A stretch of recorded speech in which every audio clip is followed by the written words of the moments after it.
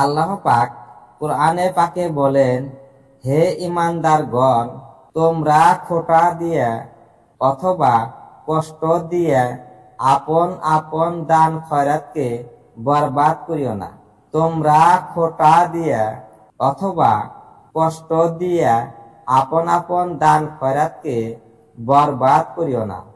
যেমন বরবাদ করিয়া দেয় ওই ব্যক্তি যে লোক দেখানোর জন্য সৎকা করিয়া থাকে, আর সে আল্লাহ ও কিয়ামতের উপর ঈমান রাখে না।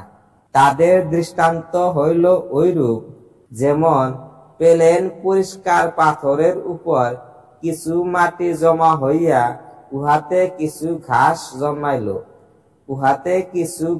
জন্মাইল, অতঃপর ভীষণ বৃষ্টি হইয়া সব পরিষ্কার হইয়া গেল।